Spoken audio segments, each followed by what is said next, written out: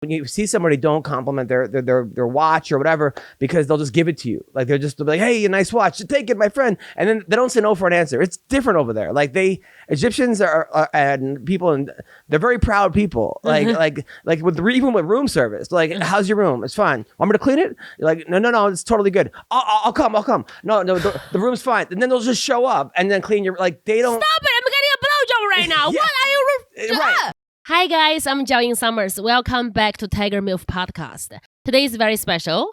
This guy, I believe, and a lot of very funny comedians believe that he is one of the funniest stand-up comedian alive. And this is crazy, but he is. He's the funniest. He writes the best jokes. He's a great person. And we also happen to have the same age kids. So he is very funny. Very handsome, the amazing Adam Hunter is here. Adam Hunter! Oh, thank you. I feel like I should. Yeah. I probably can't top that, so probably just leave at this point. Right? But yes. Yeah. You really are so brilliant. Oh, thank you. I feel the same way about you. Thank you. I'm super impressed. I like, like sometimes you watch people at like certain levels and then it just keeps getting higher. Like Thank you. Like the last two shows I did with you, it was completely sold out on like Sundays, which is like hard to do on a Sunday. It's hard because I think Brea, I already sold 5 sold out shows in Hollywood and in Ice House already the same month because it's like LA is hard to sell. I think sometimes. Oh yeah, no, it's LA is like one of the hardest. Like you could have names that would sell out in Iowa, Ohio, place Arkansas. You put them on a marquee in LA and it's like 30 people. I know, so 30 people said. Yeah, I remember 30 people. Oh, wow. I thought it was so amazing what kind of boss you are when you came to Brea Improv. You were just doing daddy duty, and you had Brianna and your daughter. What's her name? Violet. Violet. Yeah, they were in they were at Disneyland. No, we were at Disney on Ice, and actually it was like it was one of those things where I had Disney on Ice booked. And then you asked me, and I'm like, okay, Long Beach to Brea, so I'll take the family with me. Mm-hmm. And then of course we couldn't find the Disney on Ice, so we missed half the Disney on Ice. So because we went to the wrong. It said at Long Beach Convention Center, but no one could get in for some reason. Like, oh my God. So we missed half the show, which would have been fine because my daughter. But then at the end, they bring out everyone you missed. At the end, like they bring out this person and that person, and then my kid was like, oh, so happy. And then she saw. So I didn't get to see them. So now she starts crying. And then my wife's like, what are you doing? And then we like ran over to you. And then you told me like, oh, you're on. I'm like at 7:45. And then like, oh, by the way, we're starting early, which never happens. So never happens. They start early. You're on at 7:15. So it was one of those things where it was just, that was kind of brutal. We're getting the tape. So... You have to get him the tape. No. It was a bad day for Adam, and we have to ask the tape. Please ask for the tape right now. No, it was. But yeah, no. Literally, it was like you were outside in the back holding the door for me. Yeah, I just don't want them to make you walk in the front. Oh no! Like I just want you to get the easy exit. I also want the girls to just like go hang out in the green room and just like relax.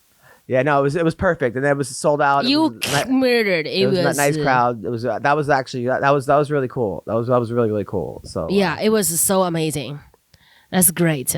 You were telling me about touring with Russell Peters in Middle East, and then I loved when one of your clips that there's so many funny shit, but I love like how honest and powerful you are playing a completely different territory, and you still are able to be yourself and fucking murder. Russell took me we went to South Africa, and then we went to Dubai, but no, we went to Egypt, Doha, and then Saudi Arabia, and then India. And he was doing, I never traveled like this before. Like, when you travel with Russell, it was all like first class, and in the first class they have like showers in there, and they give you pajamas, and like the seats fold down like to turn into beds. Like I'm used to like Spirit Airlines middle seat or just so awful experiences traveling, and I'm actually back to that now. So it's like and then Russell, it was 9,000 people per show, 10,000 people. It was It was crazy. And there was a lot of like, so we were in Doha and a lot of the women were covered up. I mean, literally you could only see their eyes. And I'm like, Russell, how are we going to know if they're laughing? You know? And he was like, oh, you'll just see you'll see their bodies go back and forth. And then you actually saw that. And then a lot of them, it's normal to marry, like one guy can marry 4 girls. That's pretty normal over there. So I was doing a joke, or Russell said, when you see somebody, don't compliment their watch or whatever, because they'll just give it to you. Like they'll be like, hey, a nice watch, take it, my friend. And then they don't say no for an answer. It's different over there. Like Egyptians are and people, and they're very proud people. Like even with room service, like, how's your room? It's fine. Want me to clean it? You're like, no, it's totally good. I'll come. No, the room's fine. And then they'll just show up and then clean your, like, they don't. Stop it! I'm getting a blowjob right now. Yeah. What are you? Right, they're just very proud people. In the U.S., you have to beg people to come clean your room, and then they're like, "No, I was there 10 minutes ago." Oh my God. So, but it was one of those things where after the shows, there was a meet and greet, and the people, a lot of the women, they're covered head to toe, and I was like, "This is kind of be a funny photo of like me with like 4 people," and they're like, "No, we can't take a picture with you," and I'm like, they could take the picture, but I can't have my own, and I'm like, "Why?" They're like, "Oh, people will notice you." They'll notice them, and they'll get in trouble for taking a picture. I'm like, how are people going to know you're covered head to toe? Yeah, nobody's going to know about your eyelashes. Right. But they said that they would actually, which was like, I'm still like, and then there was a kid in India who opened for us, who was on like Big Brother, but it's not called Big Brother over there. It's called Big Boss. And he got arrested for making fun of the president of India. So he had just gotten out of jail for 38 days. Oh my God! And he like opened for us. And he was a really nice kid. But you also realize how lucky we are to like not. We're so lucky. That's why, like, I think you and I are on the same page. Like when people bitch about little bullshit, I cannot stand it. Can I just can you show Adam what Lizzo just posted? I don't know if she's trying to be funny or she's being petty, but I would just like who? Lizzo. She was at a Met Gala. And she just posted a photo of her, and she was basically saying things like, I freak out. So Lizzo was like, yeah, I'm not that big of a fan of Lizzo, to be honest. Like, I'm not a big fan. They said she was mean to her backup dancers. Very mean. And like, this is the photo she just posted. She was at Met Gala. She goes, if I'm not in your best dress, you're fat phobic. I don't even, first of all, what does that have to do with being dressed? Like, it's not, you could be fat, it's 2 different things. It's like being fat phobic and being dressed you could be best dressed to be fat. That doesn't even make any sense. She's in a diva cup. Yeah. Third of all, she looks like, she was mean to her backup dancers. But I'm like, why does she even have backup dancers? You can't see them. She needs front up dancers. But Lizzo's I don't know. She's also showing her crotch. Like she's always doing this. Like, and her butt, I can see her asshole has some like corn yellow residue left over in the butthole. She's like having this on like all day. It's this. And I have a bikini photo. People are like, you are a whore. Like why? Why can't I be getting respect as Lizzo? Also, like if you are not, first of all, like it's like morally kidnapping. I think she's being funny. I think she's being funny, but she's not funny though. I think she's not funny, but I think she's being funny. I don't think she's really thinking that. First of all, she looks skinnier than usual. She lost a lot of weight. Ozempic. She looks like she lost Ozempic, right? She lost like 200 pounds, I think. 200 pounds? I don't know how much she weighs. Wow. First of all, Ozempic, I remember when it first came out, my wife was like, told me, she's like, I'm on Ozempic, $1,000 to lose. And I'm like, she lost 4 pounds. And I'm like, I could have given you cocaine. Like, what are you doing? But you don't even need Ozempic. My wife, is beautiful, by the way. I mean, first of all, like ugly is not fat. There's beautiful people that is fat. She's a pretty girl. But she just like, she keeps showing her asshole and she just like keep trying to sink boats and I just don't think that's funny. And also this ugly outfit. Like she need to fire her stylist.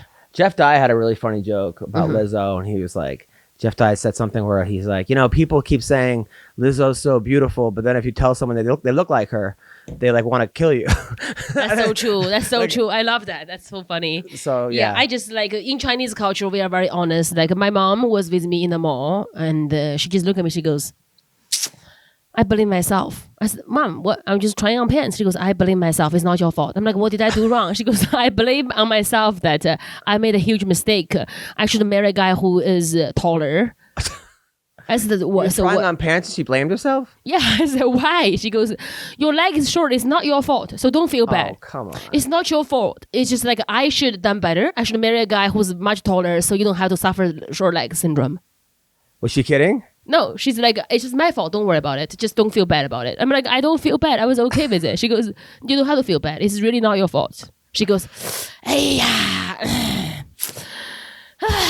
she just starts dying like the Chinese communist peasants, and I'm like, Mom, I'm having a good day. Like I'm just my shopping day. Like I look good in my pants, high heels. I'm a 9. Like why you try to make me feel bad? She goes, you don't have to feel bad. It's my fault. No, she must be very proud of you, your mom, no? I think the Chinese moms is just like similar with the Indian parents. They just don't want you to do anything that's not a doctor, not a lawyer, not making a lot of money. But like if you are like a comedian, actor, they hate you so much. The moment you start giving them money, they don't give a fuck what you do. Yeah. You can be a drug dealer. You can be like run a whorehouse. As long as you're giving them cash, they're like, no.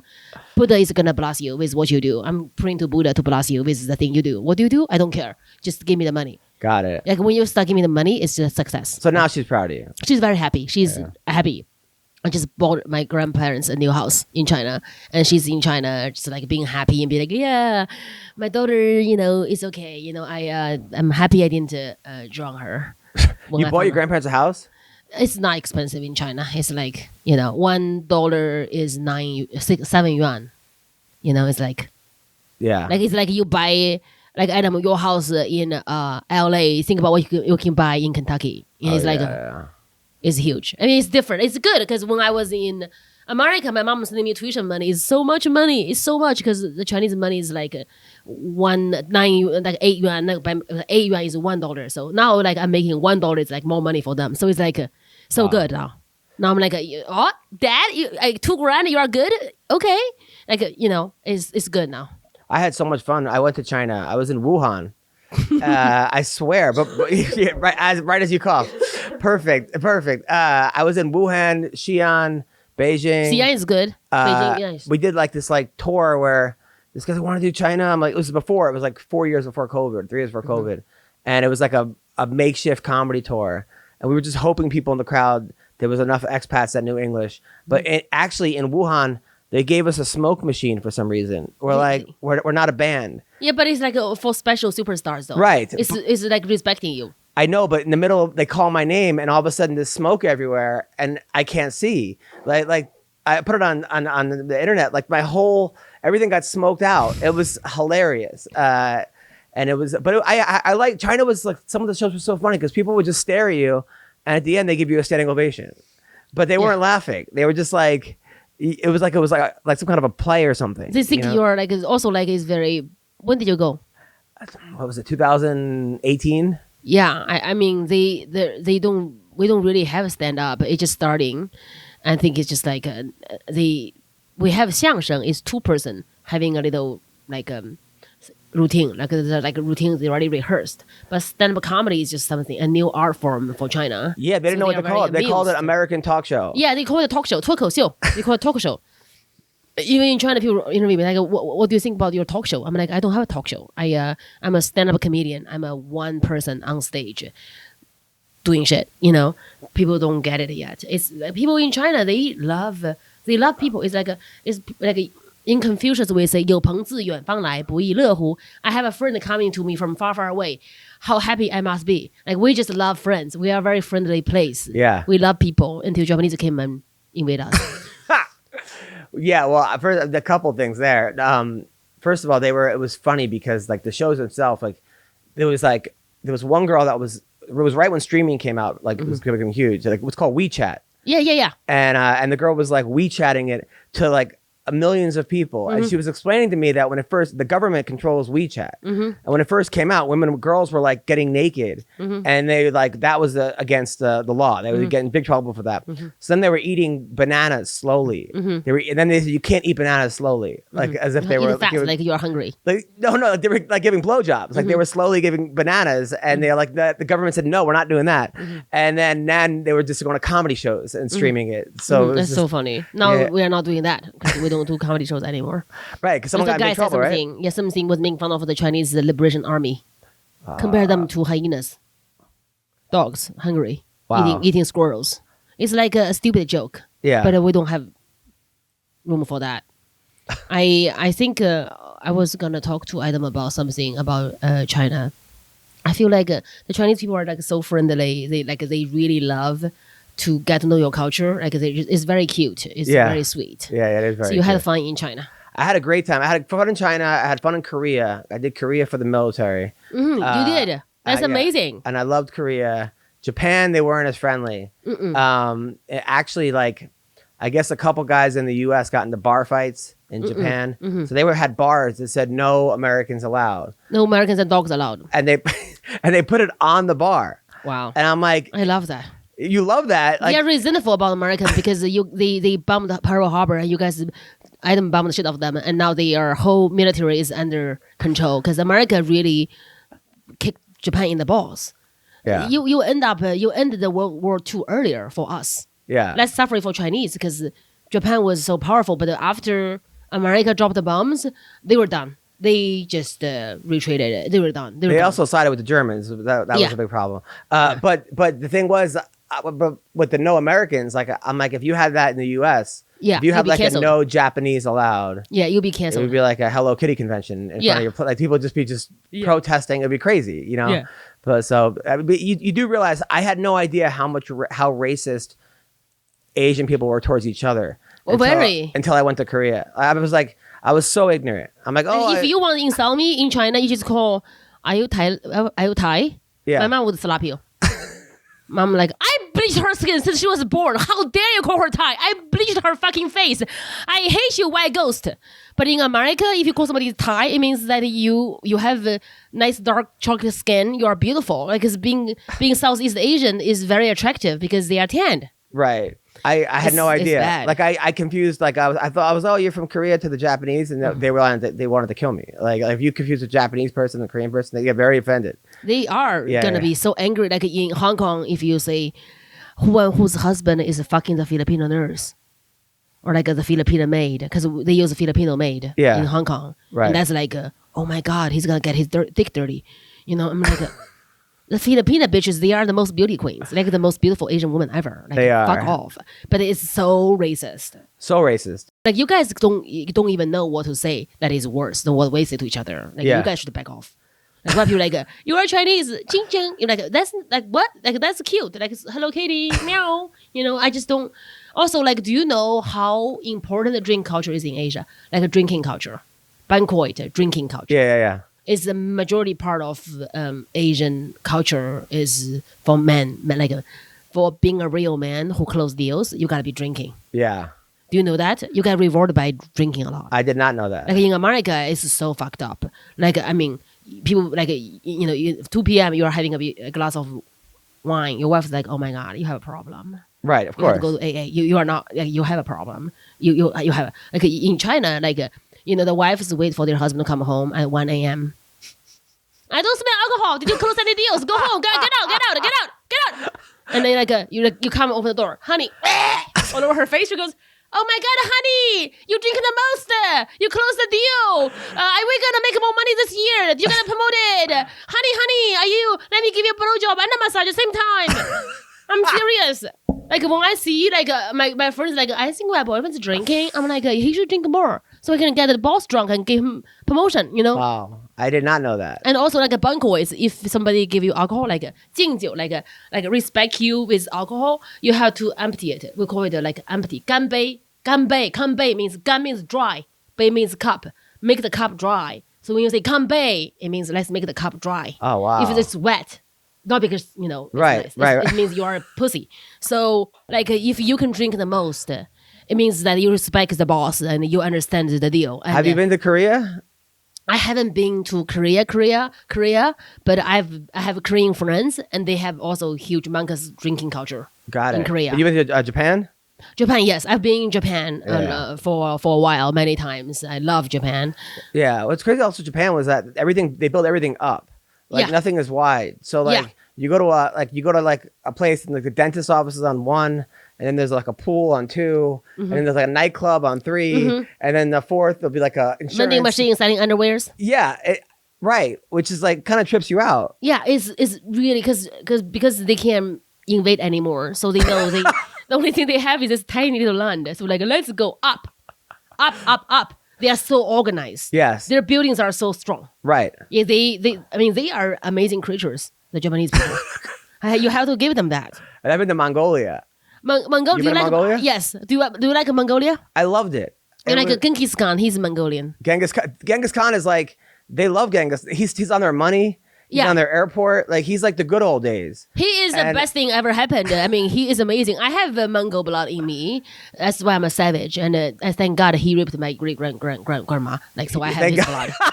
Because I want his blood. I don't want some weak little pussy. Look at my cheekbone. No, Like, it's I could crazy eat. because and I guess according to my friend Barney who took me over there, he said that they because all the women were like 6'2" models over there, and I'm like, what is going on here? And he's like, oh, back in the day, Genghis Khan kicked out the ugly people. Yes, he killed them to purify the DNA. Yeah, so that now everyone's a 6'2" model over there. Because they don't allow ugly. Yeah, And they just don't. And their daughters, I mean, he actually loved his daughters to have power. He's sexist, but he's like, my daughter shall have same rights as men, which he's very cool. yeah. He's a cool creature because he's such a, I mean, he's one of the greatest dictators, right? He was. I mean, he would take over your army, and then you would have to join his army. Yeah. So he would keep building his army. Yeah. I was the second American comedian to ever do comedy in Mongolia, It's amazing. and They must love you so much. They give you a lot of lamb meat because the lamb meat, It was great. the But food there's- is the best. But there's no Mongolian barbecue. That's a myth. They get so angry. they don't have that. No, it's complete It's bullshit. like a fortune cookie. Right. I've never heard of fortune cookie. So when somebody like, oh, do you want some fortune cookie? I'm like, I'm the only woman here. You're gonna fucking rape me? Like my fortune cookie? Fuck you. They're like, no, it's the cookie. I'm like, oh, I'm sorry. They're like, oh, we don't. You are not hot here. Yeah, that was crazy. Korea was crazy because they had this alcohol that it's like this snake. Right before it dies, Yes. they keep it in the alcohol bottle. It's the best because that helps with like inflammation and it's good for your body. It's also give you a good erection. It got me fucking wasted.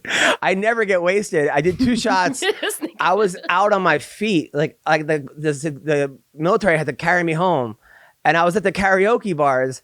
And it was so funny because the people in Korea couldn't speak a word of English, but they knew every song. Yeah. Every American song they knew. My heart will go on. by heart. But it was perfect. But then they didn't know anything. It was, you don't see that in the US. You don't see like Americans knowing every Korean song, Yeah, by like the heart. Americans would know all the kung fu movies in Hong Kong. Like, Yes. But I love it. Asian people are they're fun. Oh, my ex was half Filipino, and then that was the last because Nice. they get very jealous, the Filipino women. very, very jealous. I think because of in Asian culture, especially Southeast Asian, man is the majority of your life. Like you are like a full-time job for them. They are jealous not from a bad way. Like they just you are most of their life. Like everything you do is gonna basically affect their life. Like you are like a full-time job and everything you do, like if you are having a possibility of cheating, it is an earthquake. So every little thing you do is a big deal. So they Yeah. are very controlling and jealous, but they also serve you well. They take care of you. Yeah, well, this girl started off great, and then when she would get drunk, it was like Oh yeah, it was the next level. the drinking problem. Yeah. I'm telling you, like I think Asian American woman, I mean Asian woman, is just like we are raised to respect. The Confucianism is basically 三从四德 is like for obey your husband, obey your brother, obey your father, and 德 is basically all of the morals for you to basically to breed you into this creature to obey the men in your life. So when they tell you are fat, you lose weight.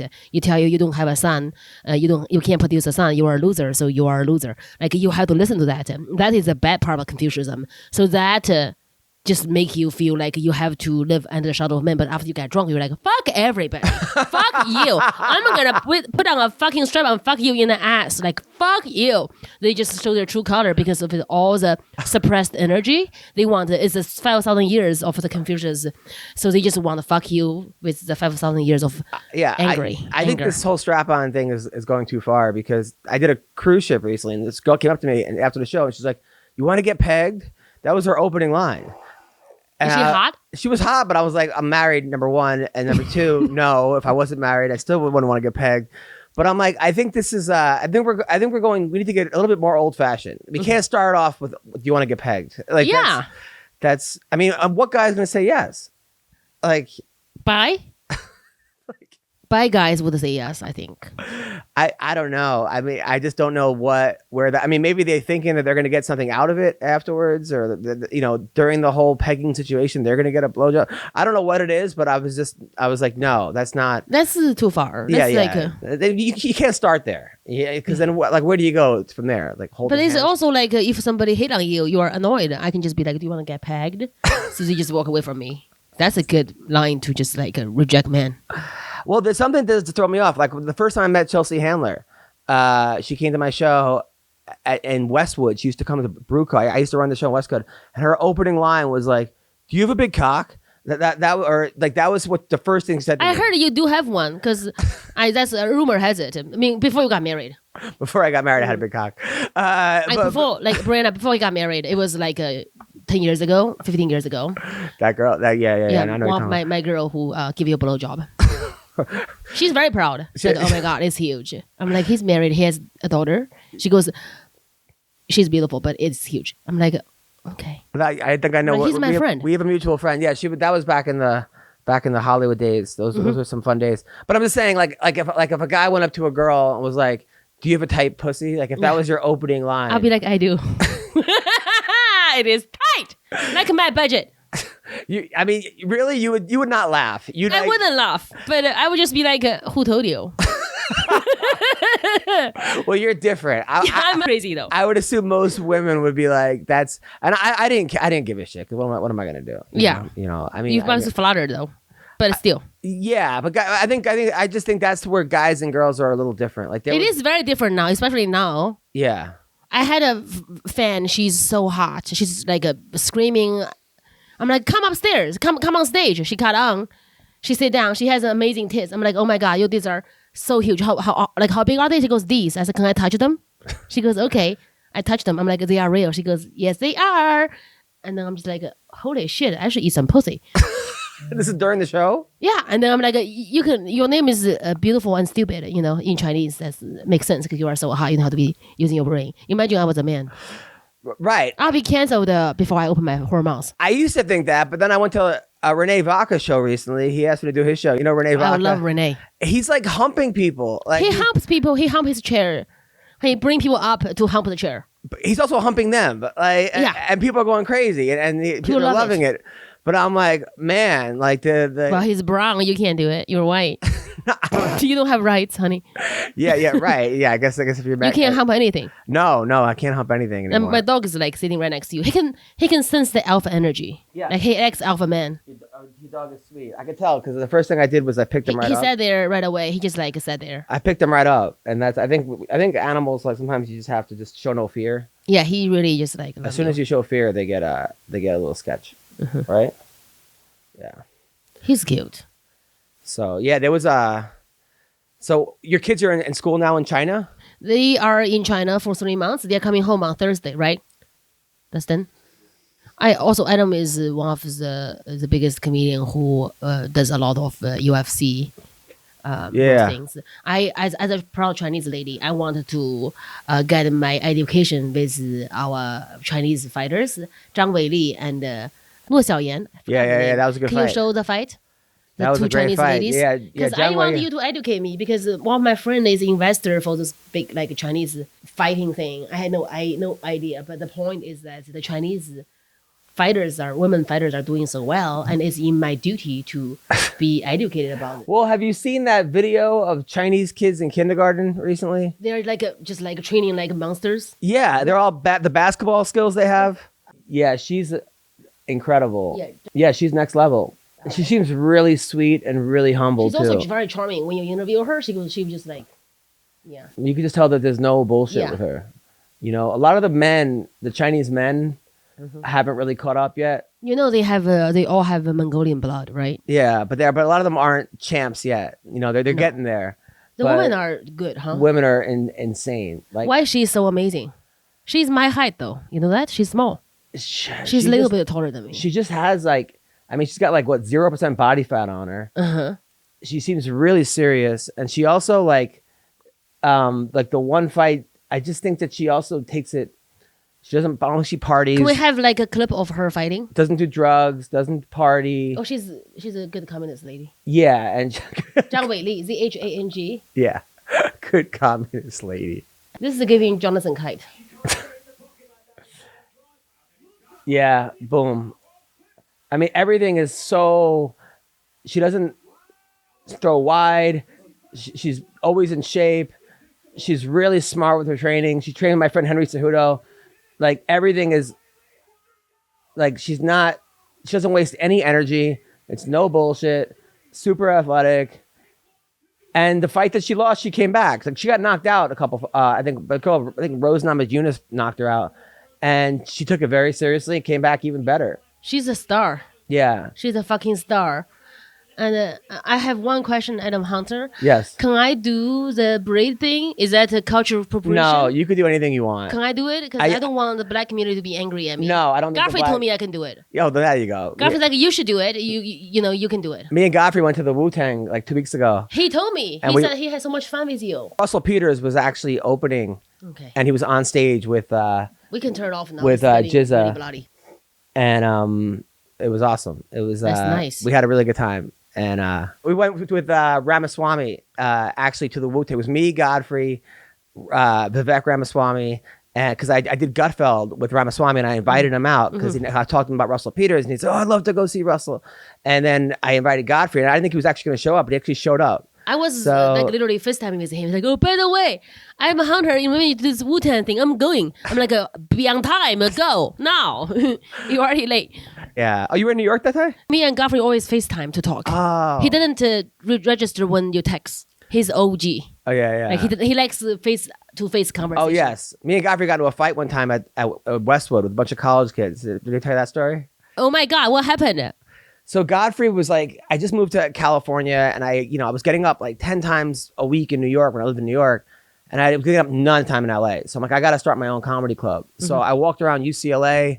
And I brought Theo Vaughn with me, and we went to all the sorority houses, and I got them all. I started this club called Westwood Brewing Company. It was like upstairs, and I knew if I had hot sorority girls, I would get good comics. Before you know it, we had like Nick Swartz in there, and Chelsea Handler, and Dane Cook, and all these people showed up. So Godfrey showed up, and Godfrey was like, he was like, man, these college kids, they don't appreciate what we're doing for them, and we're giving them a free show and this and that. So he was his mom just passed away. So he was in a bad spot in his life. And we go up there, and Godfrey's on stage, and he's making fun of these kids, these college kids. And he's like, who would fuck you? No one would bang you or something. And then the kid goes, your mother. So Godfrey puts the microphone back in and goes into the crowd. And I think he just took a jujitsu class for the first time or something. So he just starts choking this kid, and he's on the ground choking out this kid, right? And I'm just like, and I spent like all week getting people to come to the show. And this is completely Godfrey. You can't just start choking people in the crowd. And luckily, it was like the two kids had no idea what was going on. Their friends, they were like kind of hitting Godfrey, but I'm like, fuck. So I just started taking kids and throwing them off Godfrey, like, just launching these kids off him. And my first instinct was to start cracking kids, but I'm like, there goes my show, So like all these tables get turned over, and Oh my God. I had to like pry Godfrey off this kid. And then we tried to and then the cops came, and we told the cops that they actually attacked Godfrey because he's black. It's like, so like, yeah. So, and then we kept the show going. That's sexy. I go, you want to go back on? He was like, no, I'm good. Oh my God. So that was me and Godfrey getting into the fight. We had so many. Me and Godfrey were actually on I was doing comedy for about 2 years, maybe even a year in New York City. I was doing comedy in laundromats and supermarkets and donut shops, just the worst. Oh, my venue. people run that place though. My people run the laundry mats Yes. and donut shops. Yeah, it was your All the uncle and Chinese your aunt. people, yeah. And Godfrey had the Montreal Comedy Festival, and he was, we were on a show called True Life on MTV. And so that's when I met Godfrey. Was on the True Life show. And It's so cute. We've been like really good friends ever since. He's a really good guy. Yeah, he's so sweet. He's like my big brother. Yeah. I love you guys. Look at this doggy. He's so cute. I'm getting some good. Okay, so Adam Hunter, what would be your advice for young people starting comedy? I always tell people, like, the best advice I can give is this: stage time is just invaluable, and you want to have places that you could fuck up at, and you don't want to fuck up at the Improv or the Laugh Factory. It's a lot easier now. It used to be if you bombed at a big club, you wouldn't get invited back. People remember that. People just seem to forget it, but still, you still don't want to be known as the guy who sucks, Yeah. But you want to be always trying out new stuff. So I would say to open up your own comedy club, Like but me? not an actual club, because that's going to be a lot. But if you go to a bar and you say, hey, listen, we want to have a comedy night here on a Monday from 5 to 7, and and a place where you don't have to work that hard to get people in. That's what I do over at the Dime Bar, because I'm like, there's 10 people there, 5 people there, we have a show. And then the comics come to you, and then you could always then go on. And if something doesn't work out, it's not like you're not going to book yourself. So, and then you trade with people, like, hey, I'll do your show, you do my show. And that's the way to get good really quick. Yeah. And then and especially if you host it, because the people are going to come back and they're going to be like, oh, we heard this last week. So it's going to force you to write new stuff. Yeah. I bought my own club and I hosted 10 mic a day when I started. The first month I started comedy, I'm like, no, I'm not going to stand in line, get on stage twice a week. I suck. I don't even speak English. I am disgusting. My face is a hate crime. Like, I cannot show my disgusting face and be unfunny. Like, that's too much. That's why my father don't talk to me. I just like bought my club. I host open mic in the fucking cave, like for like a month, 6 months. Then I just posting my jokes on TikTok, and I realized that the only thing that engages is the thing I write about. If I have a video that goes 1 million views, I talk about my mom, I'll write more. Because when it go viral, it connects. Right. I don't waste my 10 years trying to find out what is funny, what's my voice. Your voice, social media can really find your voice for you. Like materials that works, it go viral. Yeah. Just write more, and just keep doing it. So I got really lucky. And I very much enjoyed when I started, I think the first year in my comedy, you start booking me at your Dime show, and it was, I grow so much. Oh yeah, no, that's on Tuesday night. It's great. I mean, that's the way you do it, because it's like, like I'll do a show on a Tuesday night. I'm just working stuff out, and like trying to figure out, okay, what's funny, and then if it gets a somewhat of a little laugh over there in front of 5 people, and I used to watch Chris Rock do that. I used to watch Chris Rock in New York. He would go there and he would read his jokes off a paper with no effort, just read the joke and see if it got a laugh. And then when he would do it I'd see him at a comedy club, or like a big comedy club, a month later, and he would really sell it, and it would be explosive. So it has to be funny, it has to be written funny. Yeah. What's your writing process? You are also very known by your amazing, brilliant writing.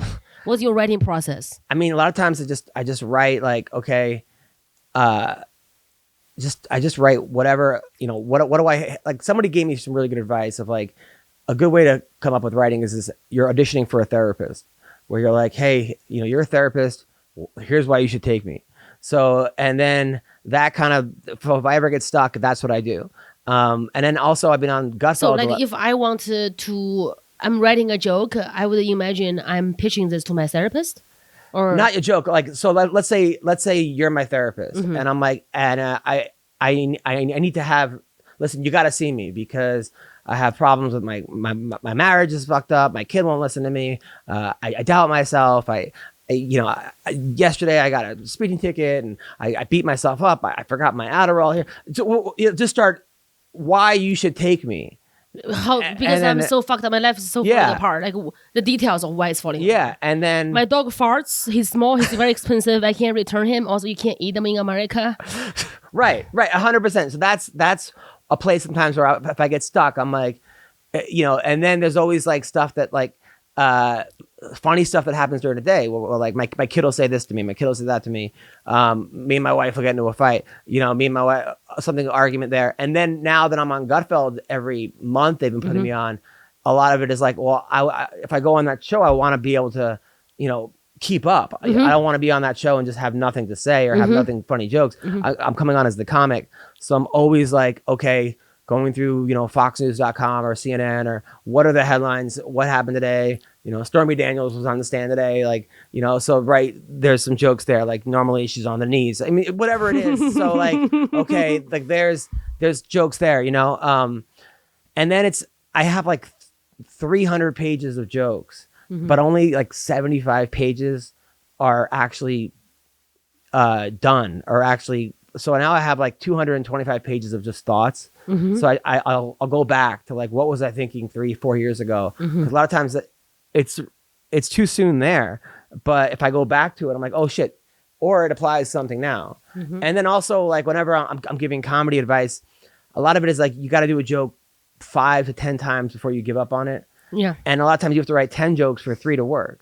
So that means 7 jokes you're sitting on your ass. And that's good. So, and then it's also how you tell the joke. Cause someone, like if I'm coaching somebody and they're like, hey, here's a joke, but people aren't really connecting with it. I'm like, well, where are you performing? I'm performing at this brewery. And okay, so you're going to a bar and people are not paying attention, sort of, and you have to get their attention. So how are we phrasing the joke? So let's say the joke is, man, like, I got so drunk the other night, blah, blah, blah. Like, you ever get so drunk you think you're, I don't know. Let's say the joke is I went to get a massage and I can't even get a real massage because I always get a boner and it's awkward and I have to explain to the guy, right? So like that's the joke, right? So let's say you're saying that joke, but you're not connecting with the crowd because people don't give a fuck because you're just there. So it's like, anyone got a massage recently? Woo! All right, so now people think it's about them. Oh, I got a massage the other day. Man, I can't even get a real. So it's a lot of it's tricking people into getting into your jokes. So it's sort of like you're making people think that you're talking about them, but really talking about yourself. Yeah, it's just how you're getting there. Get your attention. So it's like a funnel technique of like you're starting with, man, women are blah blah blah blah blah. Like let's say it's a joke about my wife, but I have to start off somewhere. So I'm like, anybody in relationships here? Or, oh man, my ex, you ever hate someone so much, but you still fuck them because you're married? But so you're kind of phrasing in a different way. So a lot of times it's just how you phrase the joke and how you're getting to the joke. And then once you get to the joke, are you tagging the joke? Because the hardest thing to do is get that first laugh. Like getting them, a joke is like a rubber band, it's like set up, punch, or even a better analogy, a joke is like you got this huge rock and you're lifting it up a mountain and then you got to roll it down. Well, the hardest thing to do is the setup is to get the rock up the mountain. But now when you got it rolling, it's stopping at like after 5 feet. So you got to get it keep rolling. So a lot of times it's like, okay, the first joke doesn't hit, but it's the tag, reversal, tag, reversal, tag. So it's punching up the joke. So it's a lot of the times it's never giving up on the joke because there is something there. I just can't figure out how to do it. I can't figure out how to freeze it, or finding out a better way. For example, like I going, all these people that are protesting in at these colleges, Columbia University. So I'm like, how could I make a joke about that? That's not the obvious joke. Everyone's gonna take the take of like, oh, these spoiled fucking kids and get a job or whatever, or we'll go the other way. But I'm like, oh man, my wife wanted to go camping the other day, so I took her to Columbia University. So it's like, okay, I'm working backwards from like the camping. So I'm starting with the camping, and now I'm just getting back to the other. I'm like getting to the premise that way. So it's a lot of different ways you can sort of get into that joke. That's smart. That's very funny. You reflected into your own marriage, making fun of your own marriage. Yeah. Well, making fun of like the convenience of the camping site. It's just literally. I can't, like, people just need to relax. People just need to relax, and people just stop hating on each other. Oh, life is already so difficult. Like, nobody wants war. Nobody wants war, but it's also when war happens. Come on, like war is ugly and disgusting. Like when it happens, like when you do something, the result is a war. you have to prepare for the worst. You have to mentally prepare. Like if I just like dropped atom bomb in Japan, they're gonna come over and bomb my village. I'm gonna suck the dick I need to suck to get more bombs to bomb them up. Like I'm not gonna be like, oh my god, I can't bomb them. No, you can't, because like war is disgusting. It is disgusting, especially when you got Hamas who's hiding underneath.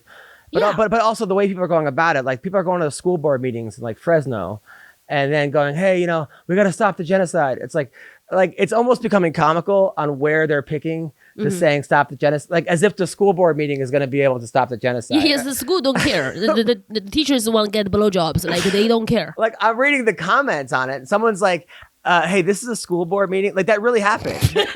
And then someone's like, this is an Arby's. Like, excuse me, sir, this is an Arby's. Like you're just.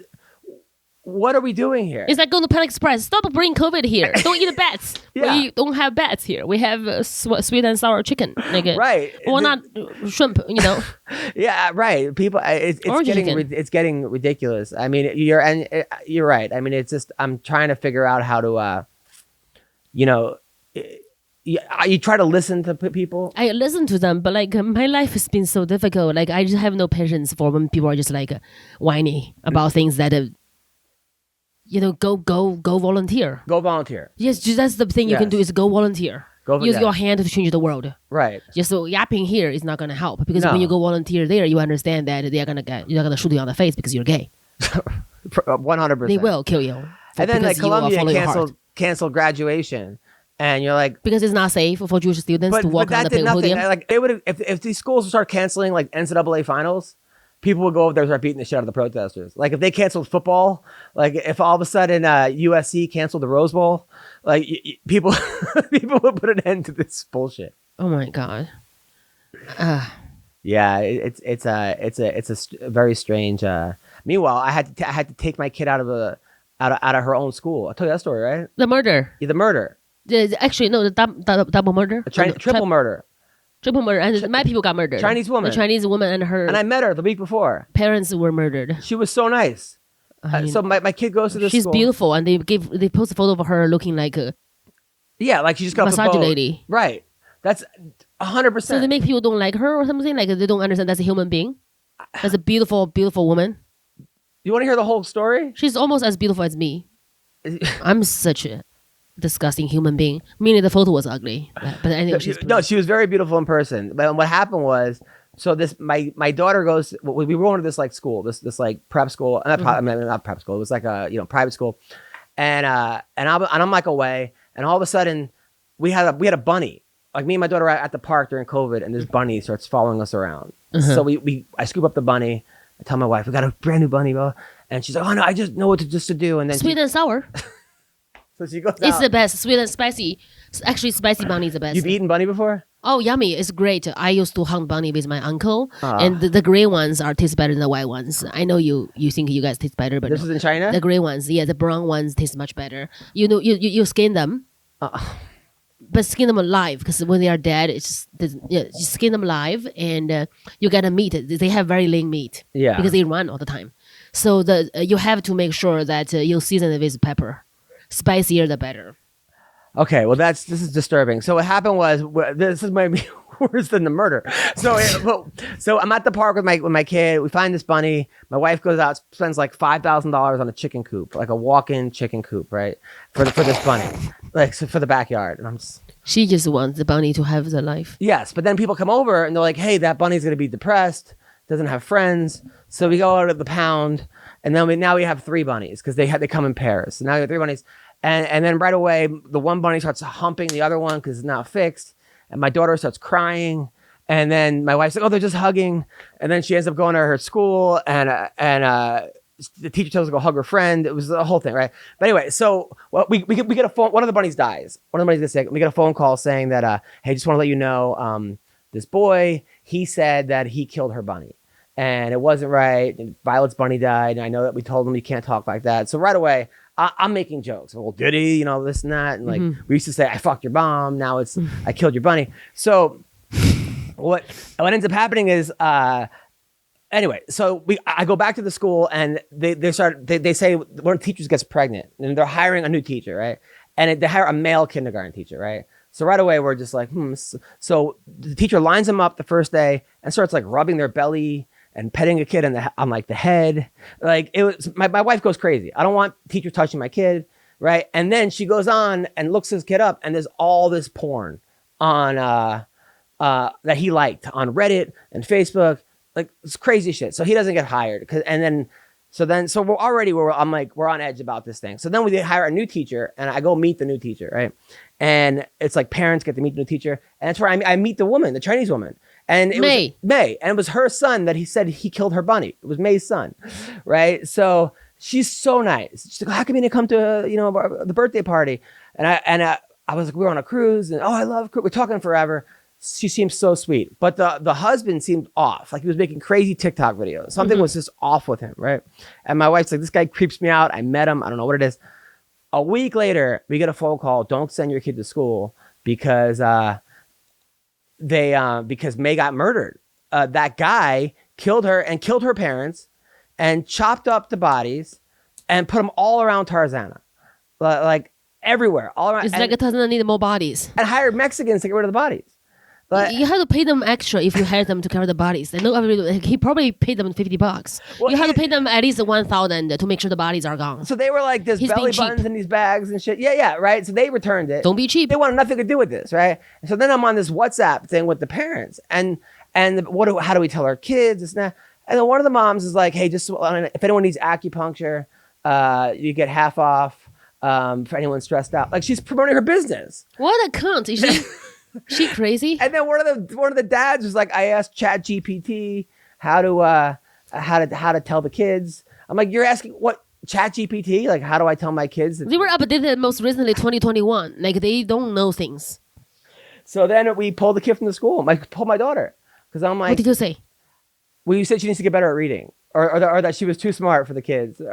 She needed to go to school with more pure Chinese kids, not half ones. So, the half ones murder bunnies. So that was crazy. And then my wife went to May's the memorial. But also the court case. All the parents had posters saying like justice for May and this and that. And then the new school. She goes to this Christian school. And the guy was like, oh, I know you're here because Jesus is important. And I'm like, well, I'm here because this kid's dad's a psycho. Yeah, he killed 3 people. 3 people. Yeah, and his son killed my daughter's bunny. Yes. Yeah, it was fucking nuts. Oh, my God. Well, I mean, at least you know for sure he killed the bunny. That's in his DNA. Yeah. Murder is in his DNA. It was crazy. I mean, that was just, I hope the kid's okay. I know the kid lost both his parents. I mean, him and his brothers. I can't imagine what that kid must be going through. I feel so bad for that kid. It's so sad. And I hope also grandparents too. Where are they now? Are they with their uncles?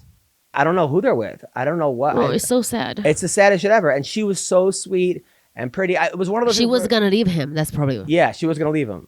So he had swords. That's what you don't say it. Just do it. That's how I did it. I just like, I'm gone. He's like, what? I'm like, we are done. I remember you were going through that. Yeah. You were coming to the dime and your accounts were frozen. And every week it was something crazy. Crazy. You're like, can I go up early? My account's frozen. Yeah. And I was like, yeah. No, of course. I'm like, oh, by the way, I just got poisoned. I'm having a miscarriage. He just poisoned my... No, I didn't do that. Oh, God. So sometimes I don't know when you're kidding. You say the most fucked up shit. I know. My life is pretty fucked up. But, yeah. But thank God I'm still alive. I will live forever. You're thriving. I think I'm doing well, finally. Finally. Life's been hard. Better than 99.99999. Oh, thank you. I mean, and it happened relatively quick. Yeah. I had to make a living doing this because I don't have child support. I don't have spousal support. And I lost all my money. So I need to feed the children. And I will make sure that they don't have to struggle. How's he not giving child support? He's a Chinese man from China, and we have to go to China to the court, and he knows everybody there, and I just not gonna win because of the, he's powerful. And he's back in China? Yeah, I'm not. I don't know anybody, but I'm good. I finally got my career going. So. Where'd you meet him? I was hosting a Shanghai Film Festival 2017, and he was one of the sponsors for some event, whatever. Anyways, I mean, I wish him well. I want him to live and see me thrive. That's more torture. So he should live well and see how good I'm doing. Yeah. Yeah, everything's good now. So I'm very grateful for Jesus. I wasn't surprised or shocked, but I was surprised how quick, how fast it went from 0 to 100. It's really went from 0. I drove 1 hour to the Dan bar to do your show because Yeah. Leah Lamar had food poisoning. Yeah. What is this Jewish girl eating? Like she's like, I have the monster diarrhea. You have to you have no idea. I'm like, I do. Can you not talk? She goes, no. You have no idea what's coming out from my asshole. I'm like, she's the prettiest little girl with the Leah pouty Lamar? mouth. Yeah, I love her. Have you noticed any haters or no? Haters Yeah. towards me? Yeah. Oh my god, yes. People tell me to kill myself every day. I'm like, Mom, Mom, stop. But you Stop do a good stalking. job not letting it get to you. They really hate me so much because of how fast I'm rising. Like comics or people? All of them. Also, like a lot of times, like the comic I helped. So you started a Chinese American woman. No, I give you credit. That's help. 'Cause hilarious. You're like, hey, open for me. And then I was like, most people are not asking me to open for them. And I'm like, this girl wants to get good fast. And she's killing it for an hour after me, after I kill. So I was really, really like, Yeah, I was I really love impressed. I love I love working with you and Godfrey. It's because it's like it's a class for me to watch you guys. You and Godfrey, like the great comedian in my life. Like it's just amazing to be supportive towards each other because we have to stick together. It's wonderful. I mean, When you it's are good, people hate you. Yeah, and I'm like, why? Like because people are coming out to see her and they're not coming out to see you. I never understood that. All these people that like going after Matt, like I never once publicly went after anyone. Like no Dane Cook, no Matt Rife. The only person I ever did was Chris D'Elia, but it was never because of his comedy. It was because of all that shit that was going on with him and the teenagers. Or whatever. Yeah. And I was making, You're a father, you know, like it's very important. Like and my jokes were stand like, up. and my jokes were like Chris got COVID-14 or something, or like he told me to light him at 15. like, but then I saw him at the Laugh Factory. He confronted me and he was like, "You were making all these jokes about me and how I was ready to." And I'm like, "Well, what about the kids you were fucking?" Like, you know, like That's not the worst. Then we had a long talk and we actually hashed it out and like. You know, because he was like, you were writing these corny jokes. And I was like, after like 30 minutes of him explaining to me where he was coming from, and like how, whatever. And then I'm like, but those jokes were not corny. And he's like, fine, I didn't see that. But we became friends, like friendly. And I actually kind of, I don't know what happened, but you know, it was one of those things where I'm like, okay, maybe you hear his side and you know, whatever. But that's the only time I'm saying that I ever went off. I don't go on- after any comedian, even like somebody who is publicly talking shit about me on their Instagram grid when I done nothing but help them. I don't want to engage because I have more followers. I don't want my fans to attack them because she's already like there's a girl who's not doing well. She's already at the edge. Like I don't want my fan to tell her you are ugly, you should kill yourself. And she's gonna just literally like tell people my fans bully her. Like I don't want to be in the drama. you don't. I wish her well. You don't, because also it's like there's no, like all the comics are going after Matt Rife. I'm like, who gives a shit? He didn't do anything to you Nothing. guys. Yeah. Like, okay. And plus it's the comics that have 4 minutes. It's Yeah. these guys that have, I'm like, dude, I've seen your act. Yeah. Like the crowd fucking is not laughing. Yeah. And they're laughing at him. Yeah. So what are we talking about here? Yeah, he started when he's like 17 or something. Like he just leave people alone, you know? Yeah, and the people think that like, and the only people that are liking your comments are other comics that are like you're just trying to be like the cool kid in the, I don't know. I'm just like whatever. I don't, you know. You keep. Yeah, I admire people who's great. Like I love you, I love Godfrey, and I want to be supportive. I just feel like I need to support a great comedian with the I'm good with business, I'm good with things. Like I just wanted to offer my help to protect you, to give you more resources, so more thank people you. can hear your comedy and you can appreciate be that. more successful, and I can be more successful from learning from you. I'm Confucius, you know. 三人行必有我师焉. There's 3 people, one of them must be my teacher. I can learn something from them, and I'll take the good one to learn from, and something they are not good, I'm good at, I'm gonna help them so we can thrive together. Because the industry is disgusting. Yeah, it is. Yeah, It is. you It have is. to have people to have your back. You really do. Yeah, I mean, it's the internet has made it so like on one hand it's great because it took away a lot of the gatekeepers. Like it used to be, you had to do new faces I at know. Montreal, and then you might get a development deal, and then you have to jump through all these hoops, and that's over. Yeah, it's over. I'm which so is happy. Great. I'm so bad at sucking dick. Like I can't do it. Like I want dick when I want to suck it. I mean, I love dicks. I guess I want to suck it because I want to. I don't want to suck because I need to. Right, 100%. I'm not. I understand what you're saying, and then but then also the problem also on the other side, the internet has made it so that like, you know, a lot of people that are like really good podcasters but not great comedians are selling out comedy clubs. Yeah, you know, so with podcasting, right? And then also you got people that listen to podcasts and are now think they're experts on comedy because they've only heard of the people that they listen to the podcast. Yeah. Podcasts is getting so big now. So big. Yeah. You know, but whatever. I mean, whatever. You just gotta just keep doing There's it. one thing. Funny is funny. Right. People know it in their bones. Funny is funny. They can't resist funny. They laugh. Right. And when somebody who's shitty, they don't laugh. So you can do whatever. People don't laugh at you. So fuck off. Right. Where can we find you, Adam? Adam Comedian on Instagram. Adam Comedian on Twitter. Real Adam Hunter on TikTok. Awesome. Thank you so much for coming on. Thank you for having me. Let's do the play dates for the kids. I think you should do an act together. We can do a show together. We're both on, and they can do a little act because they are just gonna be so funny. She would love Same that. age. My daughter as well. She's so funny, my kid. Yeah. She actually introduces people at the dime bar sometimes. I saw one time. But then that's hilarious. Last week though, she was there and I had her headphones on, and it's because I want her to listen to people's acts. And it was right when like the Wi-Fi went out, and somebody's on stage talking about like, yeah, my boyfriend left me and my mom died, and then you hear Peppa Pig like from the audience. And I'm just like, oh no. And everyone started dying. It was like the only laugh I think this person got in their act was the Peppa Pig thing. But that's so cute. Wait, they have to hang out. I would love that. Thank you. Thank you more.